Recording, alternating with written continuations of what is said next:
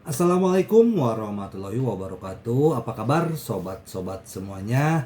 Oke, Mimin akan lanjutkan ceritanya. Seperti biasa, yang belum bantu tekan tombol like, please tekan tombol like-nya terlebih dahulu. Terima kasih sesudah dan sebelumnya.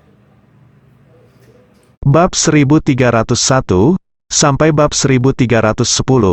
Ketika Hong Wuye meneriakkan suara ini, keluarga Sun tiba-tiba menyadari, dan mereka bertepuk tangan dengan enggan. Bahkan, mereka juga sangat tidak senang dengan pernikahan ini, karena akan membuat mereka malu jika hal semacam ini menyebar. Tapi saat ini jelas kesepakatan sudah selesai, jadi tidak ada yang bisa mengubah apapun. Sue Jingjing, yang mengenakan gaun pengantin dengan ekspresi dingin, dan Sun Dewang, yang beranggotakan 5 orang dan 6 orang berjas, melangkah ke atas panggung bersama. Setelah itu, pembawa acara tersenyum dan berkata, "Selanjutnya, ayo undang pasangan kedua, pengantin pria Sun Hongwei, dan pengantin wanita Zhang Xiaoman." Nyatanya, keluarga Sun tidak mau bertepuk tangan untuk pasangan ini. Tidak hanya Su Liqin dan Sun Dewang yang memandang rendah Zhang Xiaoman, tetapi anggota keluarga Sun lainnya juga memandang rendah gadis malang dan berkulit putih ini. Namun, dengan pelajaran barusan, semua orang tidak berani bertepuk tangan. Jadi mereka hanya bisa bertepuk tangan satu demi satu. Sun Hongwei meraih tangan Zhang Xiaoman dan berjalan ke atas panggung bersama. Terlihat bahwa keduanya sangat mesra, dan tidak ada niat untuk melepaskan jari mereka yang saling bertautan. Setelah keduanya juga naik panggung, suasana di tempat kejadian agak canggung. Orang-orang yang hadir juga keluar untuk minum anggur pernikahan lebih dari sekali. Tetapi mereka tidak pernah menemukan hal yang absurd tentang ayah dan anak yang menikah bersama di panggung yang sama. Bahkan pembawa acara yang menjadi pembawa acara pun sedikit bingung harus berbuat apa. Dia juga bisa dianggap sebagai orang tua di lingkaran pembawa acara Jinling. Tapi dia belum pernah mengalami pernikahan yang belum pernah terjadi sebelumnya dalam hidupnya. Ketika dia biasanya menjadi pembawa acara, dia akan mengolok-olok orang tua baik pria maupun wanita untuk menghidupkan suasana. Tetapi hari ini dia benar-benar tidak dapat melakukan hal semacam ini. Ini membuatnya tidak tahu harus mulai dari mana. Jadi dia tidak punya pilihan selain melepaskan bagian dari mengaktifkan atmosfer, dan setelah membuat kata sambutan, dia berkata kepada dua pasangan di sekitarnya, "Hari ini, dua Tuan Sun, Nona Sue, dan Nona Zhang kami adalah akhirnya mengandung 4 bayi. Hati yang saling mencintai. Berjalanlah ke aula pernikahan yang khusyuk dan sakral ini." Dua pasangan, tepuk tangan untuk para pendatang baru. Untuk merayakan persatuan sempurna dari kedua pasangan ini, mari kita sekali lagi bertepuk tangan dengan hangat dan berharap mereka memiliki masa depan yang cerah. Meskipun semua orang yang hadir saling memandang dengan cemas, mereka semua bertepuk tangan dengan sangat kooperatif. Setelah tepuk tangan mereda, pembawa acara berkata dengan penuh kasih sayang, "Dikatakan dalam Alkitab bahwa cinta itu panjang sabar dan baik hati, marah, jangan memperhitungkan kejahatan, jangan bersukacita dalam ketidakadilan, tetapi hanya bersukacita dalam kebenaran, menanggung segala sesuatu, percaya segala sesuatu, mengharapkan segala sesuatu, menanggung segala sesuatu, cinta tidak pernah gagal." Tanya Tuan Sun Dewang, "Maukah Anda menikahi Nona Sue Jingjing yang ada di samping Anda sebagai istri Anda? Apakah Anda ingin mencintainya selamanya dan tidak pernah meninggalkannya? Baik miskin atau kaya?" Sun Dewang mengangguk kepala, "Saya bersedia." Pembawa acara bertanya kepada Sue Jingjing lagi dengan kata-kata yang sama. "Kalau begitu, Nona Sue, apakah Anda bersedia?" Sue Jingjing tidak dapat mengendalikan emosi di dalam hatinya dan menangis dan menangis. Aku. Pada saat ini, dia benar-benar ingin berteriak bahwa aku tidak mau, dan kemudian segera lari dari tempat itu. Tetapi ketika saya berpikir bahwa ayah saya telah menyinggung begitu banyak orang yang berkuasa, jika saya tidak menikah dengan Sun Dewang hari ini, seluruh keluarga akan mendapat masalah besar, dan bahkan keluarga itu mungkin akan hancur. Jadi saya menekan dorongan hati itu dan menangis. Dia berkata, aku bersedia. Setelah mengatakan ini, dia merasa lebih sedih di hatinya, dan segera menutupi wajahnya dan menangis dengan sedihnya. Pembawa acara tersenyum dan berkata, "Oh, saya tidak menyangka Nona Sue begitu tersentuh. Pernikahan itu pasti sudah lama ditunggu-tunggu. Ini benar-benar jodoh yang dibuat oleh Tuhan, suka sama suka, dan jodoh dibuat di surga. Mari kita semua bertepuk tangan untuk pasangan ini dan berharap pernikahan mereka bahagia, cintai kehidupan ini, miliki masa depan yang cerah, dan miliki kehidupan yang aman." Sue Jingjing hampir pingsan ketika mendengar ini. Dia berjongkok di tanah, menguburkannya wajahnya jauh di dalam pelukannya, dan menangis. Pembawa acara mengambilnya dan berkata dengan emosi, "Tampaknya pengantin kita sangat bersemangat. Mari kita wawancarai pengantin pria kita. Bolehkah saya bertanya kepada Tuan Sun Dewang, bagaimana perasaan Anda bisa menikah dengan istri yang begitu muda dan cantik?" Sun Dewang tertawa. Dia berkata, "Saya sangat senang." Pembawa acara tersenyum dan bertanya, "Tuan Sun Dewang, apakah Anda memiliki keinginan untuk membacakan puisi dalam situasi ini?" Kata Sun Dewang dengan rasa malu, "Saya tidak memiliki banyak sekolah dan budaya, jadi saya baik-baik saja dengan membaca puisi." Pembawa acara berkata lagi, "Orang tua dari pengantin kami Sue Jing juga datang ke pernikahan kami hari ini. Saya ingin tanyakan kepada mempelai pria, Tuan Sun Dewang, apakah ada yang perlu kami lakukan? Apakah ibu mertua masa depan saya dan ayah mertua saya yang sudah tua mengatakannya?" Sun Dewang melihat ke hadirin, Sue Sinlong dan istrinya, yang sepertinya mereka akan menangis, melambai pada mereka dengan sedikit menahan diri, dan berkata, "Tolong jangan khawatir, saya pasti akan bersikap baik kepada Jingjing." Ada kalimat lain yang ingin ditanyakan Sun Dewang, tetapi dia tidak melakukannya, tidak punya keberanian untuk bertanya. Dia benar-benar ingin bertanya kepada calon ayah mertuanya, Sue Sinlong, apakah mahar 50 juta yang dia setujui sebelumnya dihitung. Tapi dia takut setelah dia selesai menanyakan pertanyaan ini, Sue Sinlong akan datang dan memukulinya, jadi dia tidak punya pilihan selain menyerah. Pada saat ini, pembawa acara berkata kepada Sue Sinlong dan istrinya, "Ayo, kita akan mengundang orang tua pengantin kita, Sue Jing, untuk naik ke atas panggung." Keluarga Sun kini berubah menjadi tepuk tangan kosong, mesin. Sue Sinlong tidak punya pilihan selain naik ke panggung bersama istrinya. Pembawa acara tersenyum dan berkata, "Ayah mertua dan ibu mertua pria itu, tolong berdiri di depan petugas pengantin pria kami." Sue Sinlong dan istrinya berdiri di depan Sun Dewang dengan ekspresi yang tidak wajar. Pembawa acara tersenyum dan berkata, "Petugas pengantin pria, izinkan saya bertanya, siapa yang berdiri di depan Anda?" Sun Dewang buru-buru berkata, "Ini ayah mertua dan ibu mertua saya, haruskah saya berubah pikiranku?"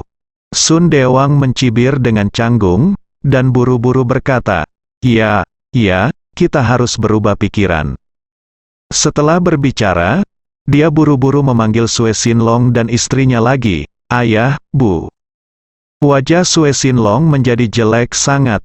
Bajingan ini, yang seumuran dengannya, sebenarnya menyebut dirinya ayah. Meskipun dia tidak memiliki anak laki-laki, dia tidak menginginkan anak yang begitu murah. Melihat dia tidak menanggapi, pembawa acara buru-buru berkata, "Apakah agak terlalu bersemangat untuk menjadi orang tua? Saya sangat bersemangat sehingga saya lupa menanggapi petugas mempelai pria. Ini adalah pertama kalinya petugas mempelai pria memiliki mengubah kata-katanya. Apakah ayah mertua dan ibu mertua tidak mengatakan apa-apa?" Ekspresi Sue Sinlong dengan tertekan berkata, "Saya keluar dengan tergesa-gesa hari ini dan lupa menyiapkan amplop merah." Sun Dewang berkata dengan tergesa-gesa, "Tidak apa-apa, amplop merah gratis."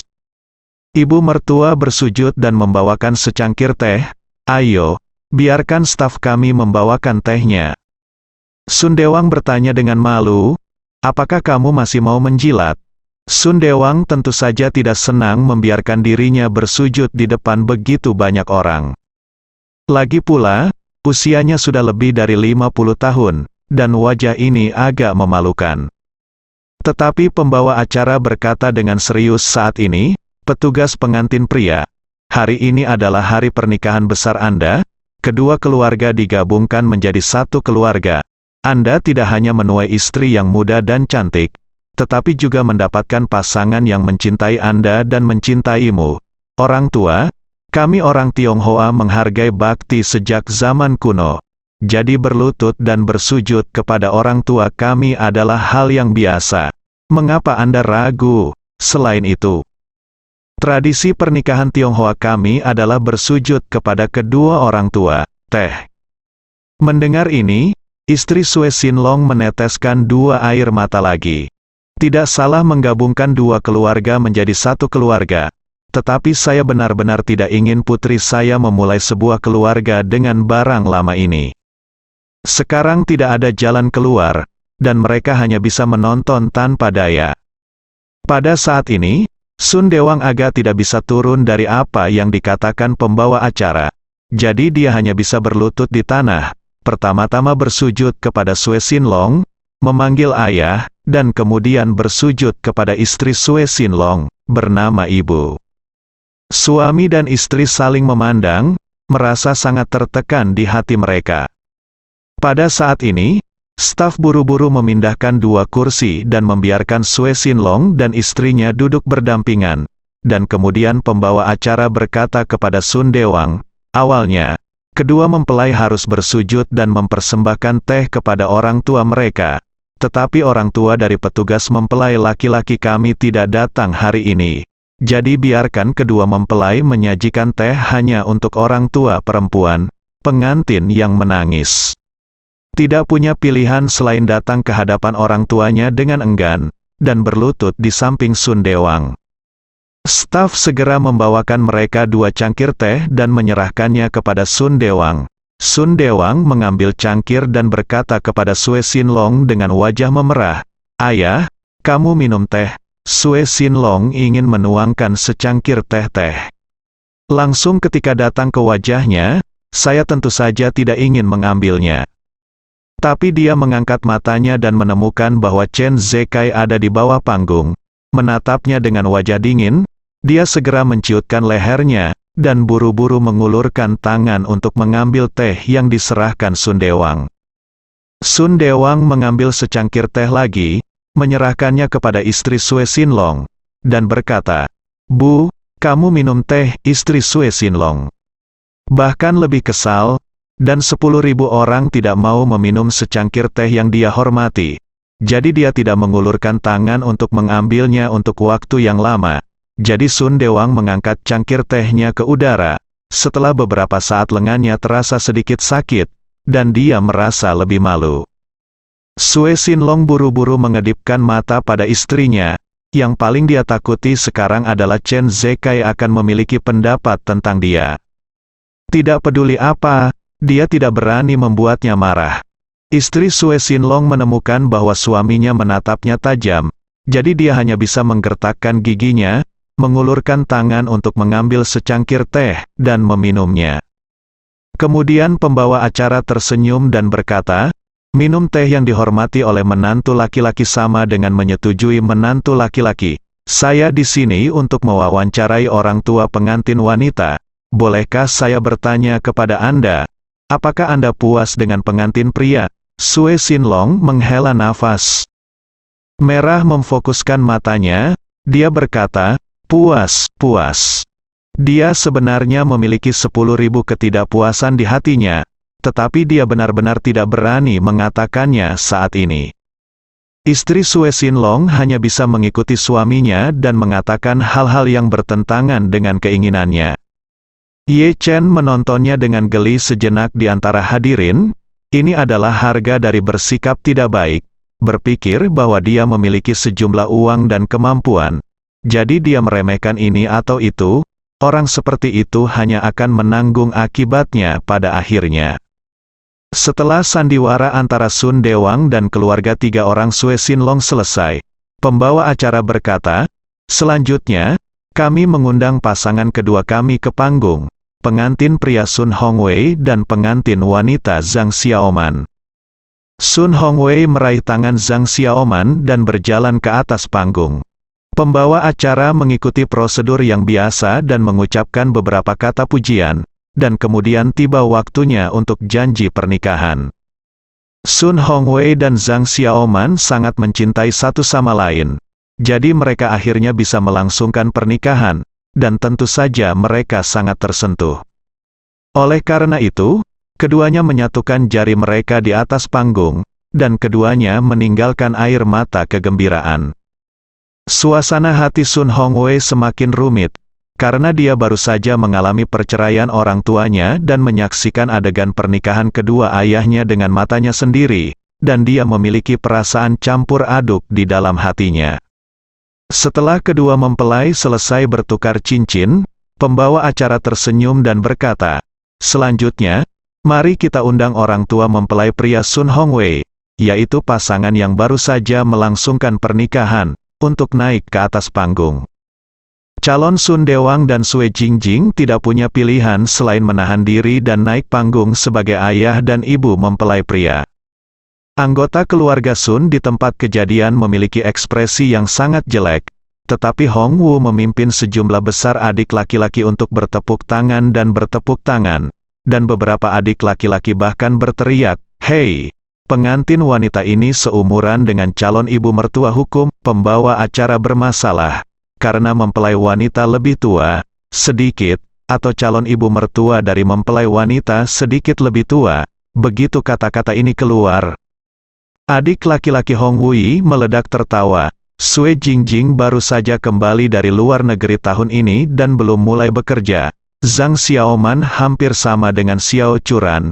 Keduanya telah bekerja selama 2 tahun, jadi dari segi usia, Zhang Xiaoman sebenarnya sedikit lebih tua dari Sue Jingjing.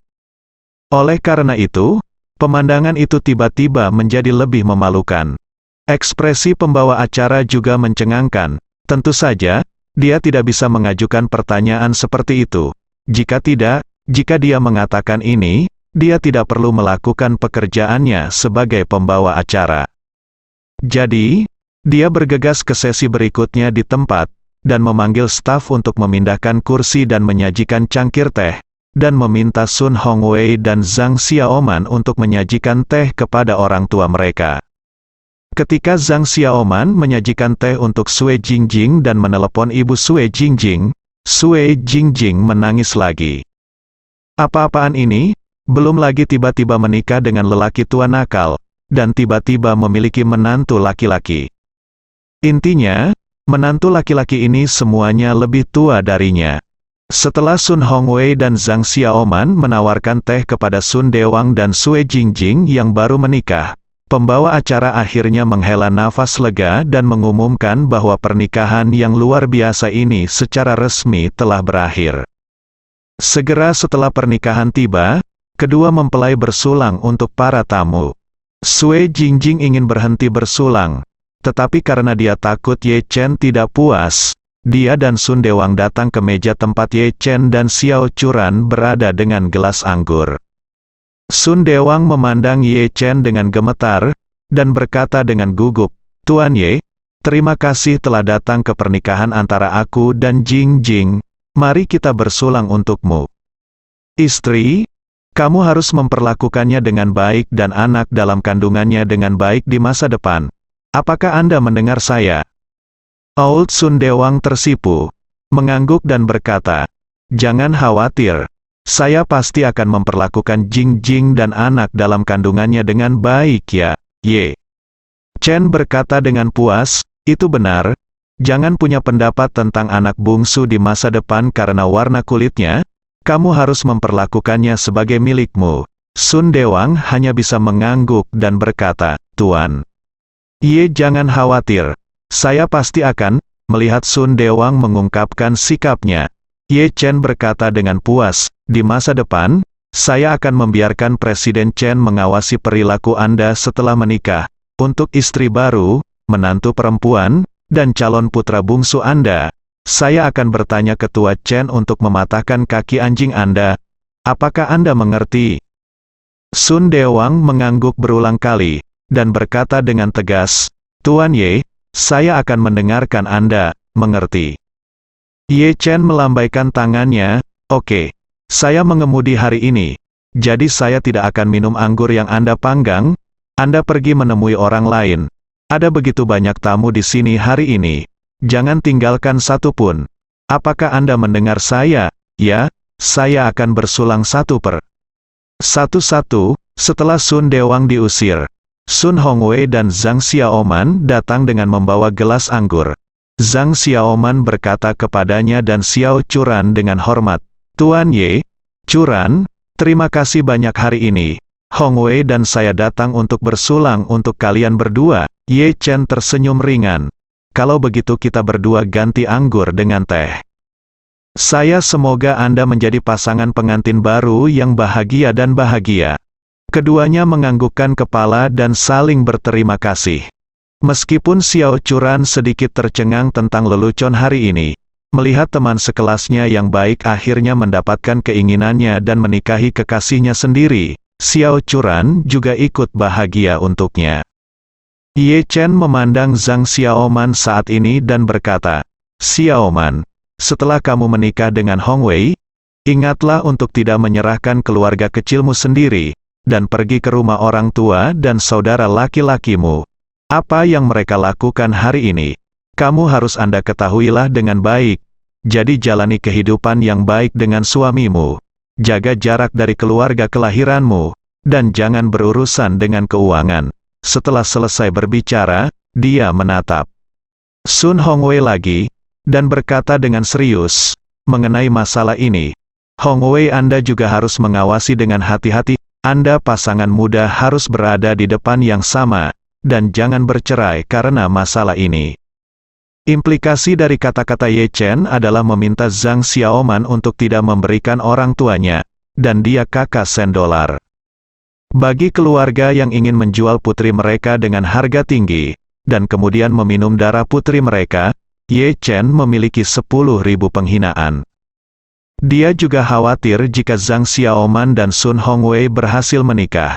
Sun Dewang tidak akan berani melakukan apapun padanya di masa depan.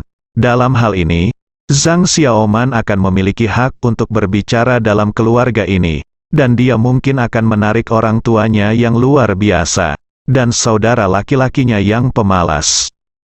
Jadi ingatkan dia terlebih dahulu, beritahu dia sesuatu, dan jangan dimanfaatkan oleh keluarga itu lagi.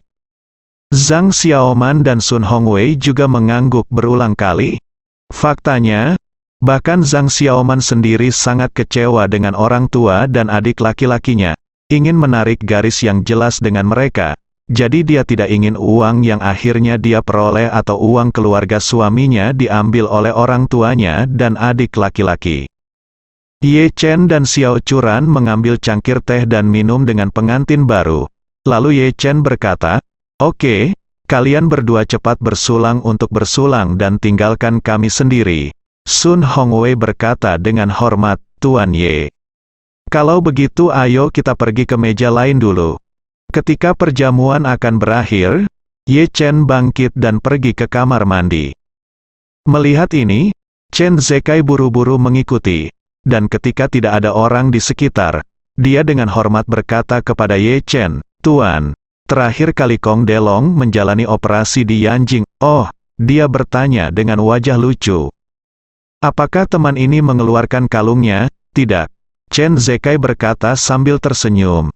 Dikatakan bahwa kalung itu bengkok di ususnya dan macet, jadi dilakukan operasi darurat. Dikatakan bahwa Kong Delong masih di bangsal bersiap untuk mengikuti dia sebelum operasi. Perawat datang untuk mengirim pesan. Pada akhirnya, dia ditabrak oleh kakek nenek, orang tua, dan menakuti wanita tua itu. Ye Chen tertawa dan berkata, saya benar-benar tidak mengerti. Bagaimana bisa keluarga Kong menjadi keluarga kelas 1 di Yanjing? Bagaimana mereka bisa memupuk keturunan yang begitu baik? Chen Zekai mengangguk dan menghela nafas. Sejujurnya, keturunan dari keluarga besar saat ini benar-benar semakin lemah dengan masing-masing generasi, dan tidak ada orang kedua di seluruh negeri yang bisa sehebat Anda, Tuan Muda. Ye Chen berkata dengan senyum tipis, Anda tidak ingin menyanjung saya di sini. Chen Zekai buru-buru berkata, Guru, apa yang saya katakan adalah semua dari lubuk hati saya. Setelah itu, dia berkata lagi, ngomong-ngomong, Guru, saya khawatir setelah Kong Delong pulih dari operasi, dia kemungkinan besar akan membalas dendam dari Anda.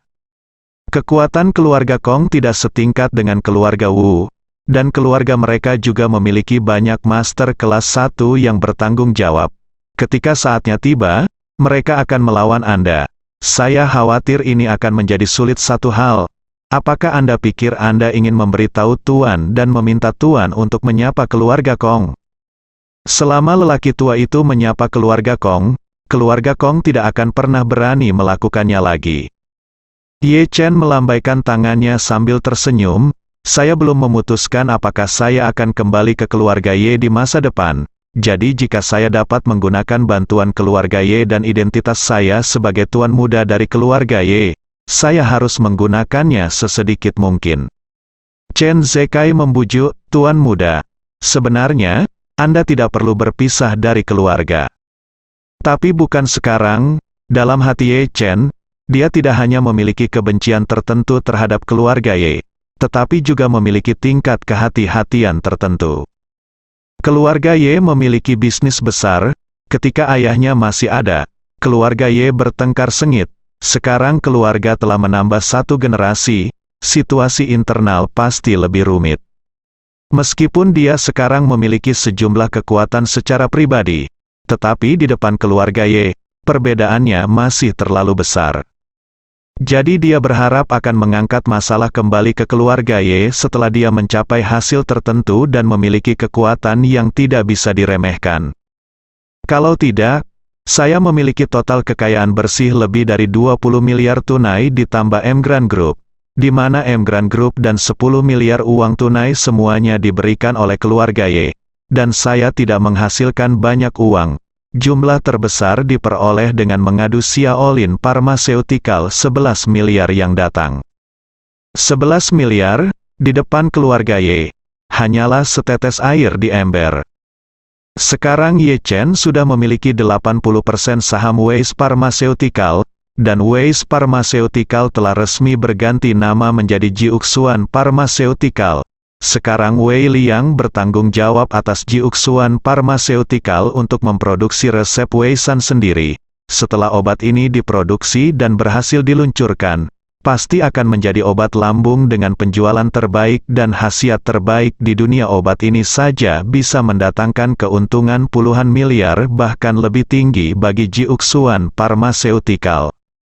Jika saya mengambil beberapa obat lain dari Jiuxuan Heavenly Scripture di masa depan, pendapatan Jiuxuan Pharmaceutical pasti akan meroket. Kemudian, melalui Kobayashi Ichiro, saya juga mendapatkan Kobayashi Pharmaceutical, dan menggabungkan Kobayashi Pharmaceutical menjadi Jiuxuan Pharmaceutical. Saat itu, Jiuxuan Pharmaceutical akan segera menjadi perusahaan farmasi terbesar di Asia, dan bahkan perusahaan farmasi terbesar di dunia. Setelah saya mencapai hasil Jiuxuan Pharmaceutical, saya akan memiliki kepercayaan penuh menghadapi keluarga Ye. Dini hari setelah pernikahan Zhang Xiaoman, Ye Chen menerima telepon dari Wei Liang ketika dia sedang menyiram tanaman di kebun sayurnya. Di telepon, Wei Liang memberitahunya bahwa Wei San yang dia produksi sesuai dengan resep yang diberikan oleh Marvin Ye telah melewati persetujuan yang relevan dari Departemen Pengawas Obat dan siap untuk dipasarkan. Resep yang berasal dari 9 Suantian Jing ini memiliki efek yang kuat untuk meredakan ketidaknyamanan perut yang biasa dialami orang biasa. Jika Anda memiliki masalah perut kronis, Anda bisa mendapatkan perbaikan dan pengkondisian yang baik dengan mengonsumsi Wei San ini. Asam lambung kembung dan sakit perut, atau perut tidak nyaman akibat minum, kedinginan, kelelahan, dengan mengkonsumsi Weisan bisa langsung mendapatkan hasil. Obat Weisan pertama kali ditemukan oleh seorang dokter terkenal di Tiongkok kuno, tetapi perkembangan pengobatan tradisional Tiongkok di Tiongkok relatif lambat dalam beberapa dekade terakhir. Obat-obatan seperti Weisan sebagian besar merupakan produk yang diproduksi oleh pabrik farmasi Jepang dan Korea. Misalnya, Jepang memiliki Weisan Ota yang terkenal dan Weisan Kobayashi. Kedua jenis Weisan ini berbentuk bubuk dan dikemas dalam kantong kecil. Jika perut terasa tidak nyaman, segera minum satu kantong dengan air hangat, dan itu akan memberikan efek yang baik.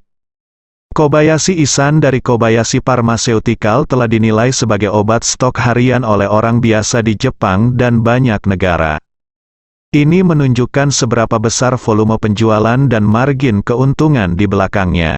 Menurut resep di Jiuxuan Tianjing, Weisan ini sekitar 8-10 kali lebih efektif daripada Xiaolin Weisan. Sangat efektif, dan ada keuntungan bagus lainnya yang pada dasarnya tidak memiliki efek samping. Aroma obat segar, yang sangat menyenangkan indera.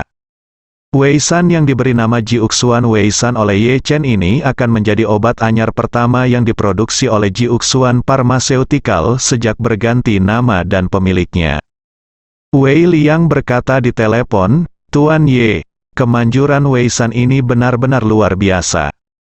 Kami telah menemukan banyak sukarelawan dengan masalah perut untuk mencoba obat ini, dan mereka semua memberikan penilaian yang sangat tinggi. Ini lebih baik daripada Weisan di Jepang dan Korea Selatan, dan jumlahnya beberapa kali lebih sedikit, dan sekarang para sukarelawan ini sangat berharap obat ini dapat diluncurkan secepat mungkin." Ye Chen bersenandung puas, dan bertanya kepadanya, "Lalu kapan Anda dapat secara resmi merilis itu? Terdaftar, dijual dalam batch?" Wei Liang berkata, "Kami telah memproduksi lebih dari 50 ton sekarang, dan sekarang persetujuan telah disetujui. Kami dapat langsung mengemas dan menjualnya di pasar." Ye Chen bertanya dengan rasa ingin tahu. "Jika lebih dari 50 ton obat asli, berapa porsi yang bisa dikemas?" Wei Liang berkata, "Kami berencana menggunakan spesifikasi yang sama dengan Weisan Jepang, dengan 1,3 gram per bungkus dan 48 bungkus per kotak. Dalam hal ini kasus, isi bersih dari obat asli di setiap kotak adalah 62,4 gram. Total sekitar 800.000 kotak." Ye Chen bertanya lagi, "Bagaimana dengan harganya? Berapa harga untuk orang Jepang?" Wei Liang berkata, "Otas Weisan dan Weisan Kobayashi harganya sekitar 150 yuan per buah. Sebuah kotak, bubuk Jiuxuan Wei kami, khasiatnya beberapa kali lipat dari milik mereka. Saya pikir masuk akal bagi kami untuk menjualnya setidaknya 4 hingga 500 yuan per kotak." Chen bertanya kepadanya, "Berapa harga satu kotak?" Wei Liang berkata, "Kebanyakan dari mereka adalah beberapa obat paten China. Biayanya sebenarnya sangat rendah. Kami sudah sangat berhati-hati, biayanya sekitar 20 yuan per kotak. Jadi saya berspekulasi, biaya Weisan Ota dan Weisan Xiaolin, sekitar $10. Ketika Ye Chen mendengar ini, dia berkata, "Maka kami juga akan menjualnya seharga 150 yuan per kotak, dengan harga yang sama. Kemanjurannya beberapa kali lebih tinggi, dan kami akan langsung menghancurkan produk pesaing dari jenis yang sama di Jepang dan Korea Selatan." Wei Liang buru-buru berkata, "Tidak masalah, Tuan Ye, maka saya akan memasok dealer dengan 150 yuan per kotak." "Oke." Ye Chen menginstruksikan, "Anda mencoba memproduksi dengan kapasitas penuh, dan jangan khawatir tentang penjualan obat ini. Kita sekarang tidak hanya perlu menjangkau pengguna dalam negeri, tetapi juga mencakup negara-negara seperti Jepang, Korea Selatan, dan Asia Tenggara. Tidak hanya untuk bersaing dengan mereka di tanah air kita, tetapi juga untuk bersaing dengan mereka di tanah air mereka. Maka Anda harus menyiapkan amunisi yang cukup."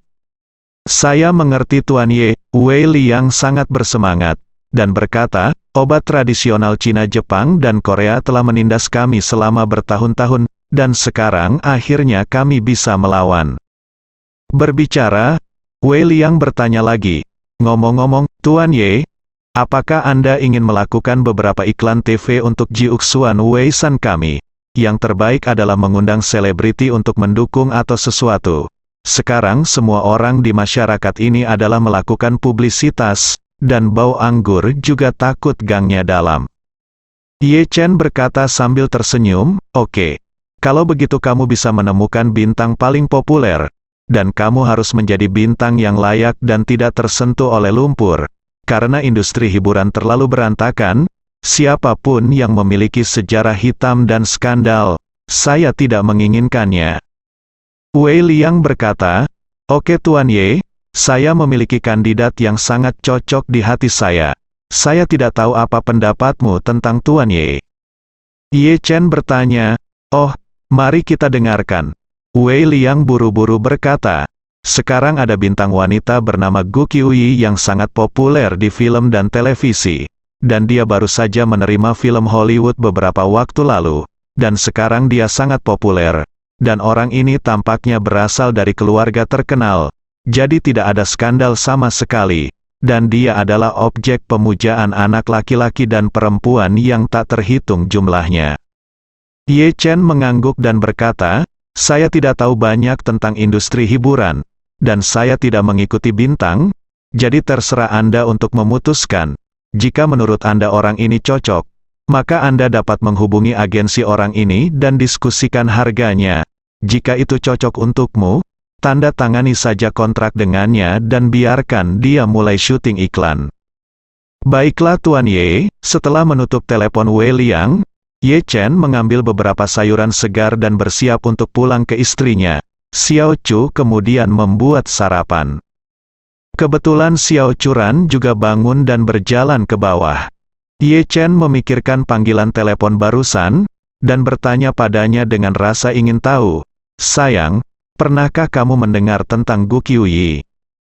Xiao Churan segera berkata dengan bersemangat, Gu Qiuyi? Apakah kamu bahkan tidak mengenal Gu Qiuyi? Dia yang paling populer sekarang aku bintang wanita. Ye Chen menggelengkan kepalanya. Aku bukan pemburu bintang, jadi aku tidak tahu banyak tentang hal-hal ini. Xiao Churan buru-buru berkata, biarkan aku memberitahumu. Gu Qiuyi adalah idola saya, tidak hanya idola saya, tetapi juga seluruh orang. Idola, dia sangat pandai berakting di film dan drama TV, dan dia juga sangat pandai menyanyi. Saya dengar dia akan datang ke Jinling kami untuk konser di beberapa saat. Dan saya telah memperhatikan situs web tiket, dan saya sedang menunggu penjualan tiket untuk mengambil tiket. Ye Chen tersenyum dan berkata, saya suamimu. Saya bahkan tidak tahu bahwa orang ini adalah idolamu. Xiao Churan berkata, kamu tidak pernah bertanya padaku. Selain itu, aku tidak suka meletakkan banyak barang di atas meja. Secara harfiah, jika kamu menyukai seseorang, kamu hanya menyukainya di hatimu, dan kamu tidak akan menyimpannya membicarakannya setiap hari seperti orang lain. Ye Chen mengangguk ringan, berpikir dalam hati, jika Jiuxuan Pharmaceutical benar-benar memiliki hubungan dengan Gu Qiuyi ini, jika kerjasama tercapai, maka mungkin istriku dapat memuaskan hati pengejar bintangnya.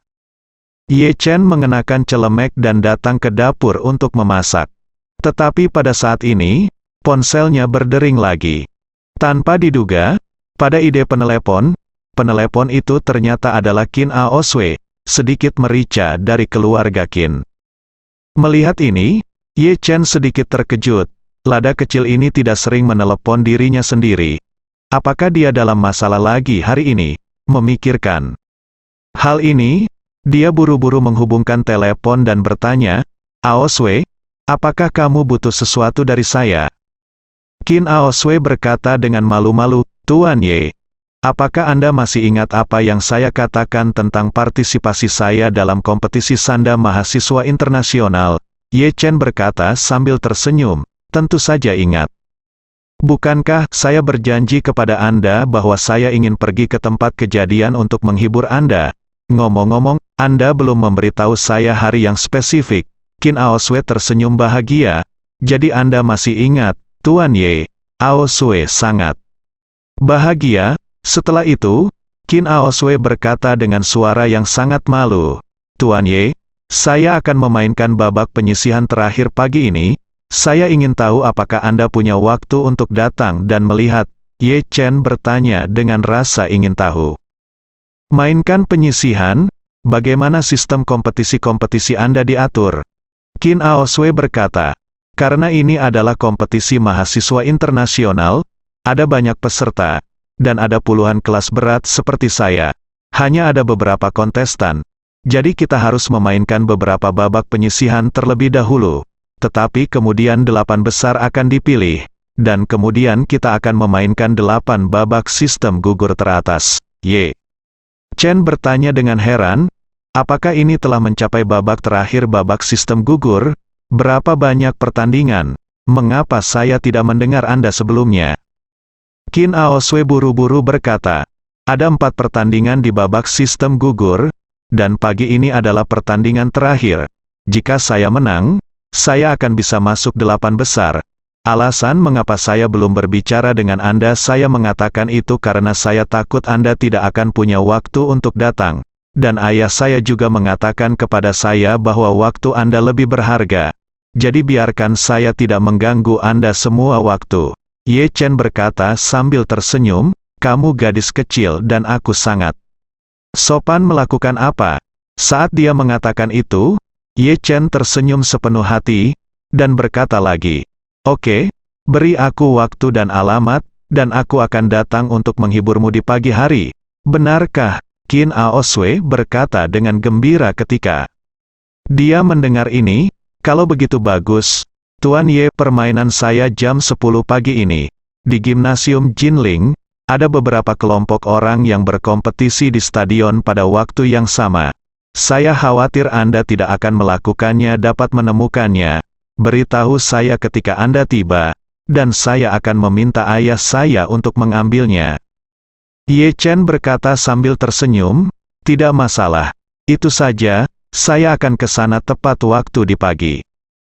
Berbicara tentang ini, Ye Chen tiba-tiba memikirkan sebuah pertanyaan, dan bertanya pada Qin Aosue dengan rasa ingin tahu.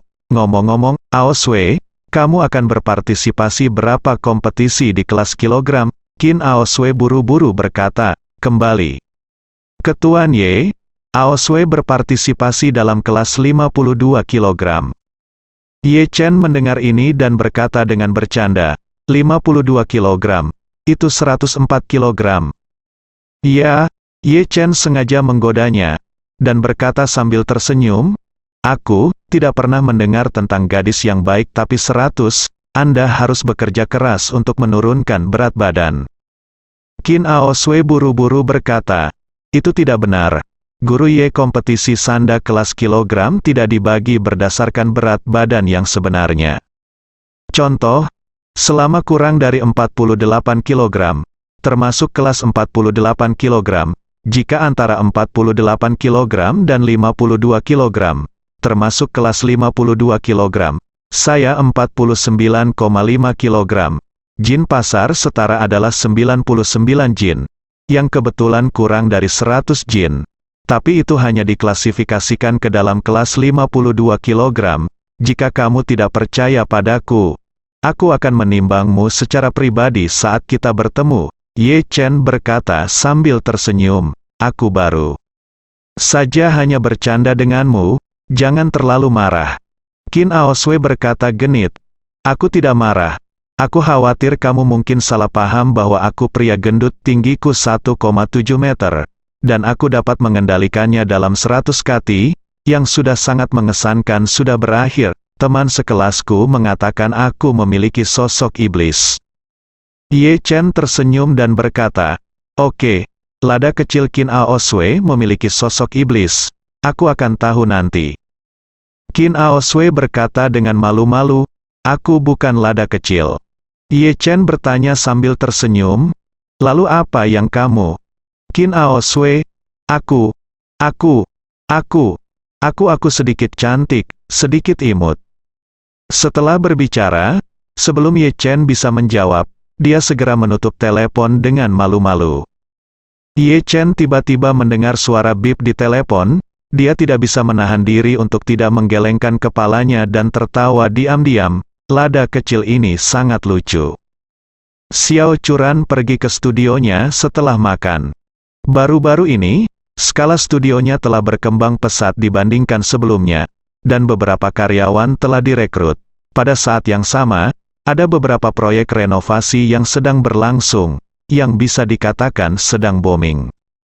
Xiao Changkun juga sangat sibuk di asosiasi lukisan dan kaligrafi setiap hari.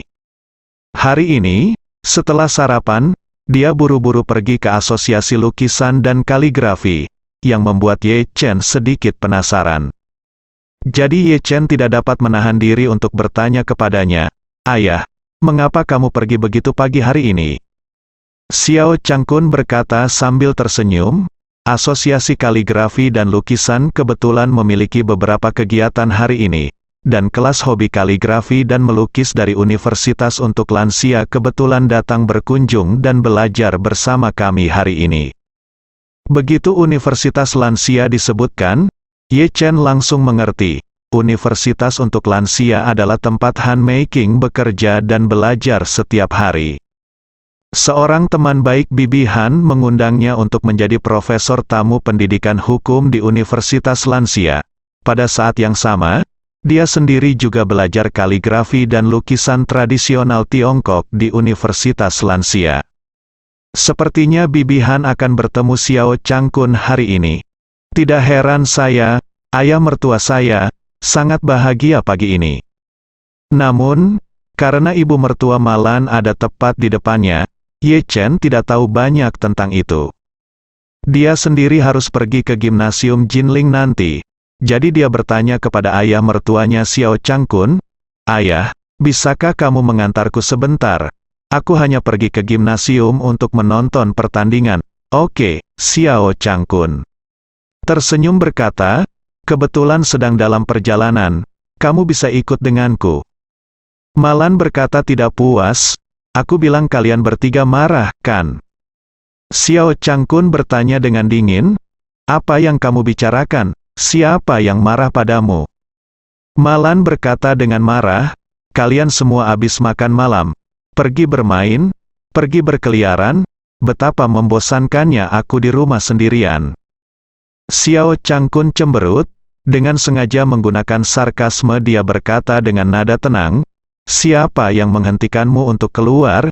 Jika kamu ingin keluar, kamu bisa keluar, pergi bermain mahjong dengan teman lamamu, atau pergi ke kakak perempuanmu untuk membuat wajah." Malan memarahi.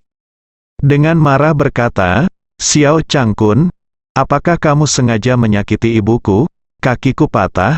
Bagaimana aku bisa keluar dengan nyaman? Selain itu, 2 gigi depanku belum sempat berpura-pura. Pergi cari teman lama. Kakak perempuan malu."